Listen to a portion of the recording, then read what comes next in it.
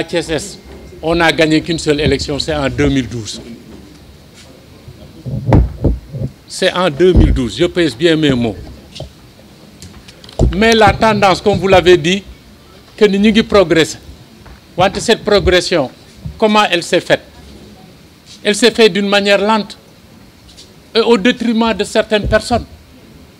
À Thiès-Est, on ne peut pas avoir que 5 ou 6 leaders qui veulent gagner les plus grands centres. C'est impossible.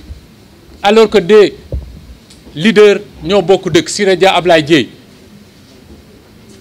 Abdou Mbow à Diamaguène Keïta, Talla Sylla Grand Brin. Sous le problème, il faut le situer avec les grands centres. L'écart est trop grand.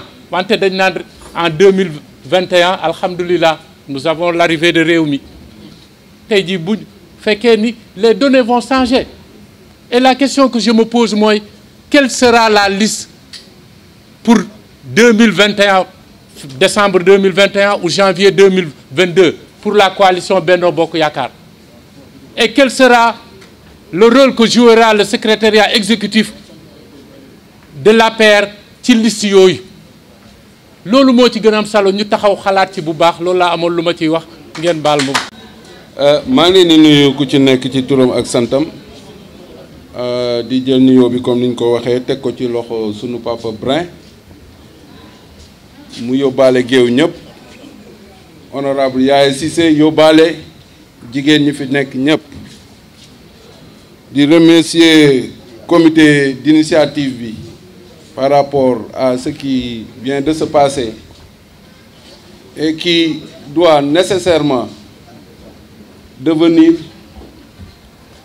l'impulsion de la coalition Benno Bokk Yakaar dans la commune de Thiès-Est. Le président Ablaye Dieye léegi daf ko fi wax en tant que vice-président du comité électoral départemental, man ma nekkoon adjoint wam parce que nekkoon président commission d'organisation Thiès-Est. li jéen wax ma mën koo confirmer ci lu bari parce que ñu ànd aussi ci comité opération électorale bu Thiès-Est ak mon grand Samba Fall qui m'a beaucoup appris d'ailleurs. Mais dama bëgg rek ñu jël ñaar ñu teg ko. benn bi mooy àdduna fii mu toll bi ñu jógee ci parti unique jëm ci multipartisme, les grands ensembles moo xew. C'est inévitable, kenn mënatu ko dindi. beneen bi ci gën a am solo dans ces grands ensembles là mooy au-delà des leaders, mais les hommes de terrain, mooy ceux qui sont à la base, que ñoom ñu fexe amul tafaako ku ko xool Abdou Mbow rek ngay gis. Mais am na des problèmes yoo xam ni dans les conseils municipaux parlant d'élections locales waruñu cee xaar kenn parce que ñun ñoo nekk sur le terrain. Les enseignants ne me démentiront pas. dafa am lu am solo bu ñuy dem à chaque examen dinañ am presque plus de 200 élèves yoo xam ne dañuy am problème mu état civil te ñun ñii lañ koy demander ci ñuy dem di ko lijjanti di ko lijjanti ñuy fexe xale yooyu di def examen.